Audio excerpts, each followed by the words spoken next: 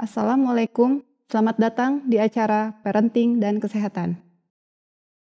Assalamualaikum warahmatullahi wabarakatuh. Apa kabar pemirsa MTA di rumah? Semoga dalam keadaan sehat ya. Pada episode kali ini saya ingin membicarakan sebuah topik yang penting, yaitu cerita tentang sebuah organ, salah satu organ tubuh yang kita punya, yang harus saya kenalkan lebih dekat lagi kepada pemirsa MTA agar disayang. Karena tidak kenal maka tidak akan sayang. Organ ini jarang banget dianggap. Bahkan saya yakin seyakin-yakinnya para pemirsa MTA nggak kerasa punya organ ini. Nggak kerasa sama sekali. Ukurannya hanya sekepalan tangan teman-teman semua di rumah. Coba sekarang kepalkan tangannya. Ya segitu kira-kira. Dan itu ada di belakang punggung kita, di dalam punggung, di belakang kanan, kiri. Kok kanan kiri dok? Iya, karena organ ini ada 2 jumlahnya. Siapakah organ ini? Organ ini adalah ginjal. Sekali lagi, ginjal. Bahkan jangan-jangan baru dengar sekarang ginjal. Ginjal itu organ tubuh yang berfungsi banyak sekali. Fungsi utamanya adalah membuang semua zat racun dan sisa metabolisme keluar tubuh kita. Jadi kalau saya analogikan tubuh manusia dengan mobil, mobil itu kita kasih bensin. Bensinnya ditarik ke depan, dibawa ke mesin, dibakar oleh mesin. Jadi energi untuk menggerakkan mobil itu. Tapi sisa bakaran bensin tadi harus dialirkan, dibuang keluar dari mobil melalui sebuah alat namanya knalpot gitu. Begitu pula tubuh kita. Kita masukin makanan, bensin, dipakai oleh mesin tubuh kita, jadi tenaga buat bergerak. Sisa metabolisme harus dibuang lewat knalpotnya kita, yaitu ginjal gitu. Nah ginjal ini begitu luar biasanya, daya kerjanya itu 24 jam sehari non-stop. Setiap saat dia membersihkan darah kita. Jumlah darah kita dalam tubuh kita rata-rata 4-5 liter. Artinya sehari dia cuci darah 5 liter itu terus menerus gitu. Makanya kita santai, tidak sesak nafas, itu karena itu. Karena ginjal kita kerja terus menerus. Nah sekarang bagaimana cara kerja ginjal kita? Kalau teman-teman bayangkan lagi di rumah sekarang, terus lagi di lagi di bak cuci piring. Teman-teman lihat piring numpuk kotor gitu, panci, piring semua numpuk tuh di situ. Apa yang teman-teman lakukan pertama? Nyalakan airnya, bener kan? Nyalakan airnya. Begitu pula ginjal. Ginjal untuk bekerja butuh air. Tuh, diingetin lagi ya. Ginjal untuk bekerja butuh air. Nyalakan airnya, ambil piring kotornya, ambil sabunnya, lalu dicuci pakai tangan. Nah, tangan-tangan yang mencuci ini namanya nefron. Nefron ini jumlahnya ada 2 juta. Nefron, tangan-tangan kecil pencuci itu ada 2 juta di sebelah ginjal, satu ginjal. Berarti kalau 2 ginjal ada 4 juta tangan yang mencuci piring-piring kotor tadi. Apa sih piring-piring kotor tadi? Sel-sel darah. Ambil sel darahnya, cuci, yang udah bersih, taruh di tempat yang lain. Tidak di tempat yang sama dengan piring sebelumnya. Gitu terus kerjaannya. Nah sekarang apa yang memberatkan kerja ginjal? Ya kalau kita minum selain air putih dong. Kan airnya tadi kan teman-teman lebih suka mana? Nyuci piring dengan air biasa, air jernih. Atau dengan Coca-Cola misalkan. Lengket semua kan kalau kita cuci piring pakai Coca-Cola. Ya ginjal juga sama gitu. Jadi kerja jadi berat banget. Nah ginjal ini itu kalau teman-teman lihat di bak cuci piring itu suka ada sisa-sisa makanan, bener gak? Apa tuh? Sedimen-sedimen itu loh. Nah sedimen-sedimen itu kalau banyak itu akan ngumpul, akan bersatu. Jadi apa coba? Jadi batu ginjal gitu. Jadi batu ginjal, tidak ada batu ginjal ujung-ujung cering 2 cm. Nggak ada. Nggak ada. Semua berawal dari butiran-butiran sedimen yang bersatu jadi satu, jadilah 2 cm. Bahkan batu ginjal terbesar yang pernah saya lihat waktu di Garut, waktu operasi, itu segede kepalan tangan. Batu ginjalnya yang turun ke kandung kemih, di kandung kemih numpuk terus, jadilah. Sekamera ini deng, sekamera ini, bener. Sekamera ini, ukurannya, besar batunya. Jadi besar sekali batu. Nah, sedimen-sedimen itu dari apa? Ya dari banyak hal. Kalsium bisa numpuk di situ. Vitamin C yang berlebihan juga bisa numpuk. Kopi, teh juga bisa tuh, gula-gula juga bisa gitu. Jadi makanya apapun yang kita minum jadi krusial untuk ginjal gitu. Jadi kalau teman-teman mau sayang sama ginjal, ya harus minumnya lebih banyak air putih gitu. Nah, ginjal ini juga berfungsi lain. Tadi kan fungsi pertama, mencuci darah. Fungsi lain yaitu mengatur tekanan darah kita. Bayangkan, kalau ginjal kita rusak, sudah pasti tekanan darahnya naik. Karena pusat pengaturan tekanan darah itu adanya di ginjal. Ginjal kita itu membuang cairan yang tidak perlu. Sekarang apa yang terjadi kalau cairan yang tidak perlu itu tidak bisa dibuang?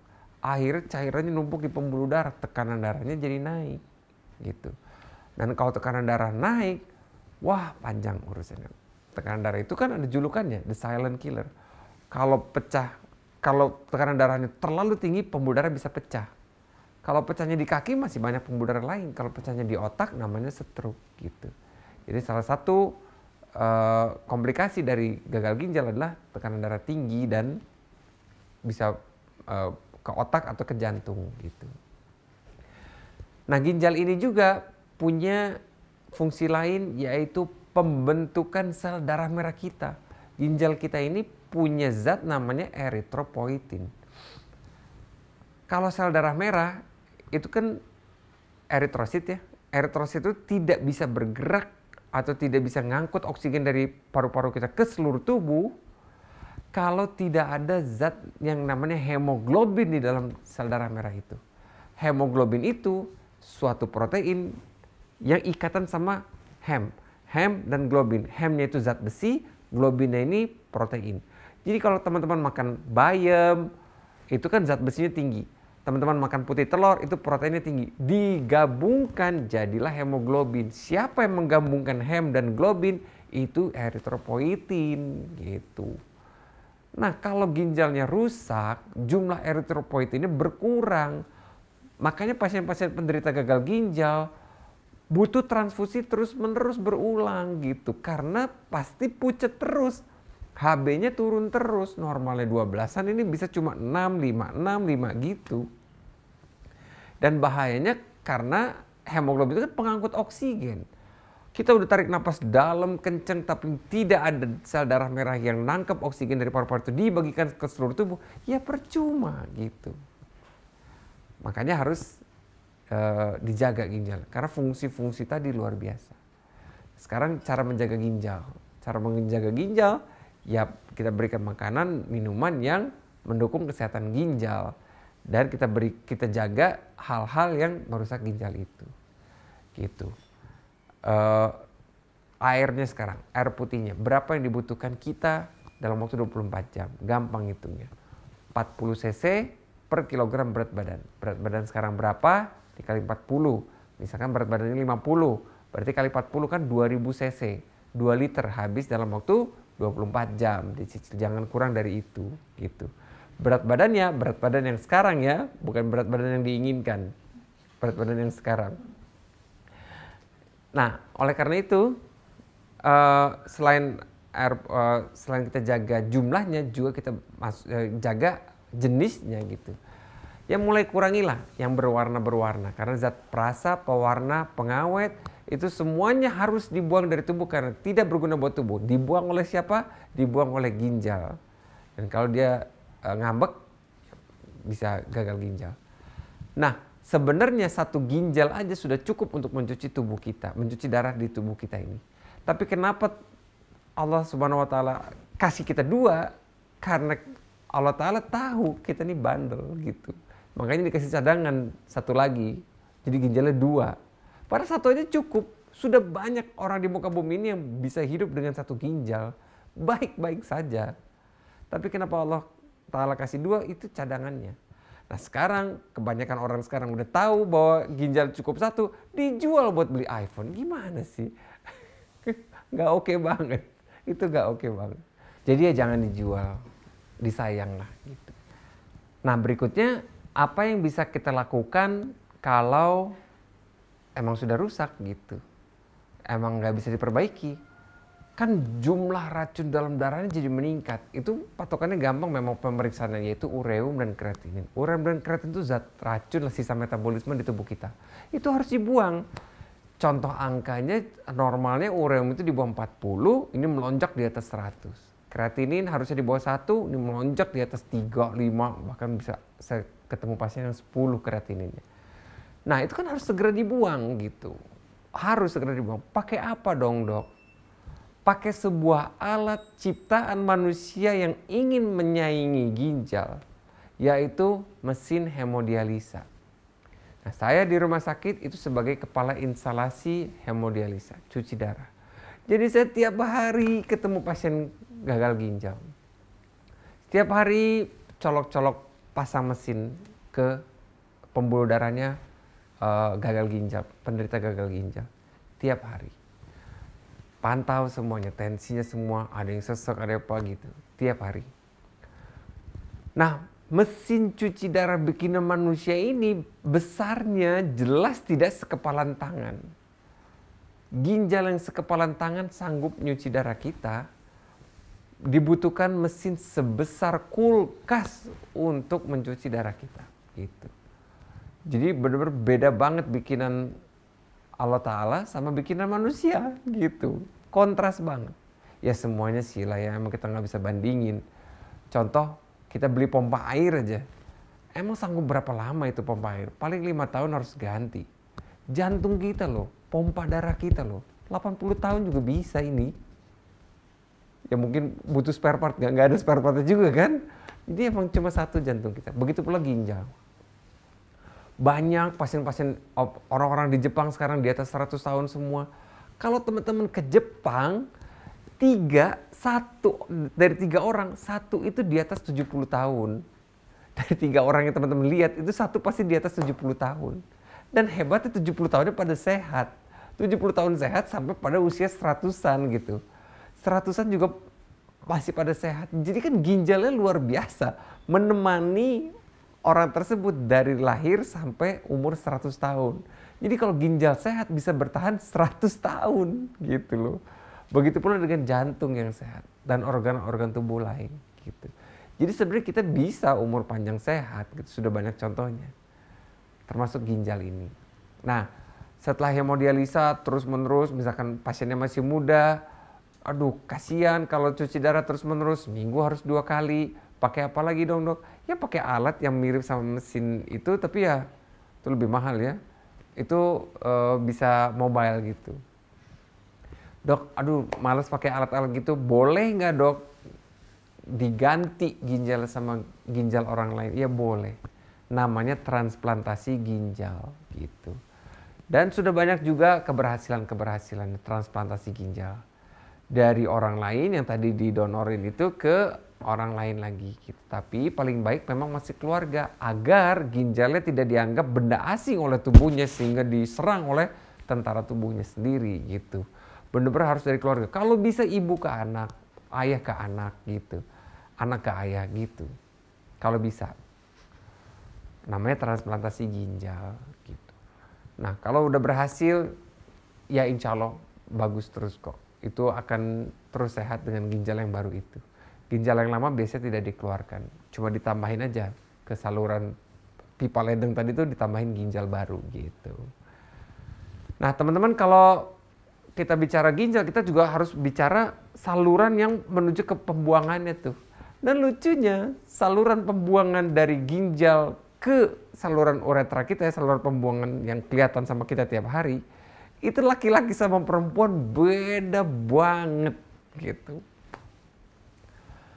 Kalau laki-laki itu dari ginjal turun ke kandung kemih. Di kandung kemih turun ke bawah itu bersatu sama satu saluran yang berasal dari area testis. Jadi reproduksi laki-laki itu lucu. Saluran reproduksi sama saluran pipis sama, itu aja. Beda sama wanita, saluran reproduksinya sama saluran pipisnya itu dua jalur yang berbeda gitu. Dua berbeda banget gitu. Kalau laki-laki satu gitu. Nah, di bawah kandung kemih laki-laki ada satu kelenjar dan hanya laki-laki yang punya, tidak mungkin perempuan punya, yaitu kelenjar prostat. Kelenjar prostat adalah persatuan antara saluran dari testis sama saluran dari ginjal, dari kandung kemih. Bersatunya di prostat gitu. Nah, prostat itu apa? Bahasa gampangnya prostat itu adalah pemberi bekal buat sperma laki-laki keluar. Jadi sperma itu kan sel hidup, harus butuh bekal untuk di luar. Karena sperma bisa bertahan 3 hari dengan bekal dari prostat itu gitu. Nah, kalau perempuan beda. Saluran kemihnya benar-benar dari kandung kemih keluar cepet banget. Bahkan panjang uretra atau saluran dari kandung kemih keluar, perempuan cuma 5 cm, laki-laki bisa 15 cm. Makanya infeksi saluran kemih lebih gampang ke perempuan. Benar-benar lebih pendek gitu, lebih terbuka gitu. Apalagi kalau pakai semprotan dari WC yang dari belakang gitu, biasanya bakteri dari anus itu maju ke depan gitu, ke tempat saluran kemih gitu. Makanya sering terjadi infeksi saluran kemih pada perempuan gitu. Pada laki-laki lebih jarang kena infeksi saluran kemih.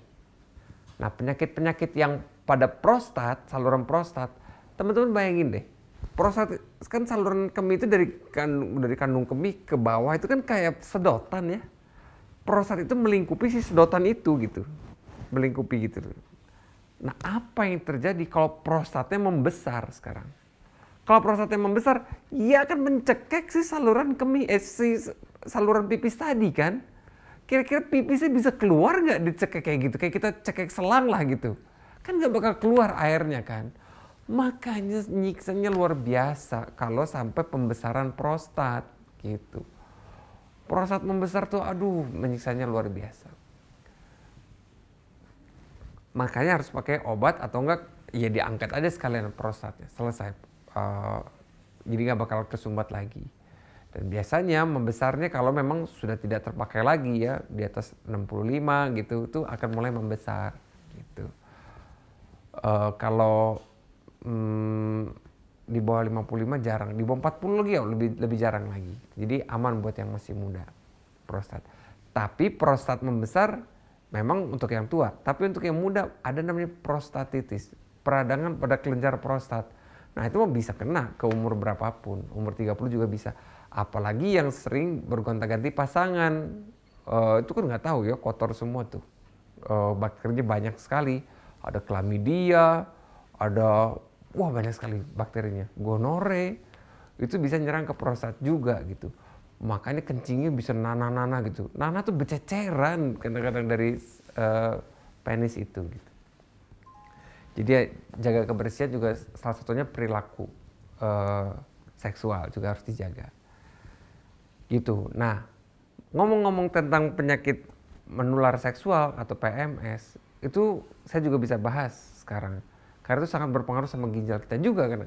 Infeksi menular seksual juga bisa bikin banyak penyakit di ginjal juga. Gitu. Infeksi ginjal juga. Gitu. Bahkan penyumbatan juga bisa terjadi dari gumpalan granulasi dari infeksi itu. Gitu. Nah, infeksi-infeksi menular seksual ini apa aja? Ya terbagi dari virus, ada bakteri, ada jamur. Ada bakteri, virus, dan jamur. Bakteri yang tadi saya bilangin, gonore, sifilis ya, sering dengar pasti. Chlamydia gitu. Jamur juga banyak, virus juga banyak. Papiloma virus itu juga bisa bikin kanker, khususnya pada wanita. Nah, penyakit-penyakit tadi, juga batu, itu seperti merusak saringannya ginjal gitu. Jadi ginjal itu benar-benar seperti saringan yang benda-benda penting yang dibutuhkan oleh tubuh itu tidak dibuang. Jadi benar-benar hanya dibuang benda-benda beracun yang tidak ada gunanya buat tubuh, dibuanglah. Nah, benda-benda penting yang dibutuhkan oleh tubuh contohnya apa? Protein, albumin, itu kan sangat dibutuhkan oleh tubuh kita. Itu tidak akan terbuang oleh ginjal. Sel darah merah, itu penting buat tubuh kita, makanya tidak akan terbuang lewat ginjal. Padahal dilewatin sel darah merah terus-menerus, tapi tidak akan terbuang karena saringannya luar biasa. Kayak kita makan mie goreng, teman-teman masak mie goreng, terus mau ditiriskan kan, dimasukin ke saringan tuh. Kan saringannya berhasil ngeluarin airnya doang kan, si mie-nya tetap di atas kan. Nah sekarang apa yang terjadi kalau saringannya rusak, banyak bolong-bolong? Ya mie-nya juga jatuh-jatuh kan, baksonya juga jatuh-jatuh gitu. Nah begitu pula sama, kalau ginjal kita rusak, saringannya kebuka, benda-benda penting yang harusnya tidak terbuang tadi, terbuang. Jadi albuminnya kebuang, sel darah merah kebuang, banyak yang kebuang. Alhasil jadi bengkak, kalau albumin itu fungsinya salah satunya buat ngangkut air dari seluruh tubuh ke ginjal. Bengkak pasiennya juga. Terus sel darah merah jadi berkurang juga, tambah pucat lagi gitu. Jadi komplikasi-komplikasi ginjal itu benar-benar sangat berat gitu. Teman-teman jadi sekarang setuju. Benar ada mesin cuci darah. Benar bisa transplantasi ginjal. Tapi juga kita yakin bahwa lebih baik mencegah daripada mengobati. Ya udah, kita cegah aja biar ginjal kita tidak gagal gitu. Tidak gagal mencuci. Agar ginjal kita bisa menemani kita sampai akhir hayat kita tanpa mesti diganti gitu. Caranya seperti yang saya bilang, penuhi kebutuhan ginjal.